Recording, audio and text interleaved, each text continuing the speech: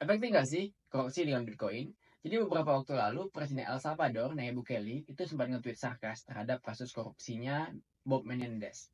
Nah, Bob Menendez ini adalah senator US bersama dua temannya itu tahun 2021 sempat mengkritik secara vokal tentang keputusan El Salvador dalam mengadopsi Bitcoin sebagai legal tender di negaranya. Kenapa? Yang pertama adalah mereka bilang kalau hal itu akan menjadi ladang baru lah untuk money laundering dan korupsi bagi para kartel ya kan. Yang kedua adalah itu akan mengancam sistem keuangan US.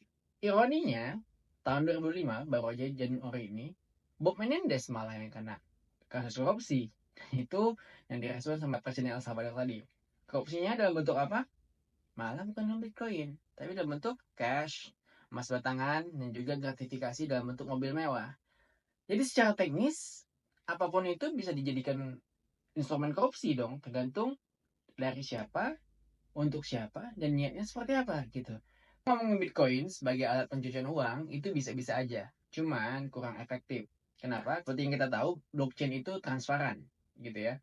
Jadi kita tinggal buka blockchain explorer ya kan, bisa tahu metadatanya jam berapa, jumlahnya berapa, dari mana ke mana. Jadi kita bisa trace jejak digitalnya, berbeda sama uang cash dan juga emas gitu ya. Uang cash kali kita kasih mungkin tukeran koper dan itu cukup diakui oleh pegawai-pegawai institusi, penegak hukum, susah untuk melacak uang cash gitu-gitu. Jadi ngomongin itu aja, Bitcoin itu udah susah gitu dibandingkan uang cash. Uang cash lebih efektif untuk dilakukan pencucian uang seperti itu gitu. Yang kedua adalah bursa kripto sekarang tuh lumayan ketat ya gitu ya. Setiap user harus KYC, kecuali kalau misalnya gunakan DEX gitu ya, mungkin nggak perlu KYC, tapi sekali dapat addressnya udah bisa dilacak lagi, balik lagi ke blockchain, sistem yang transparan gitu. Kemudian agak susah nyembunyiin jejak kecuali ada mixer transaksi buat nyamarin transaksinya gitu, misalnya kayak Tornado Cash ataupun Monero, Dash gitu.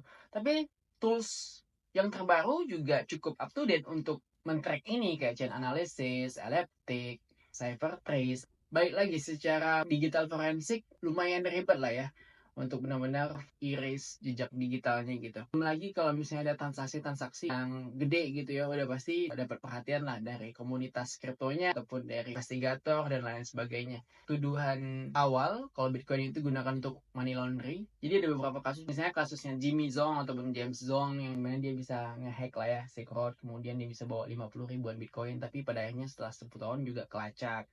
Kemudian ada kasusnya Melon Lam yang baru-baru ini di mana Melon ini dia nipu social engineering dan akhirnya kecolong ratusan juta dolar, tapi akhirnya kelacak juga gitu. Belum lagi si Silk Road-nya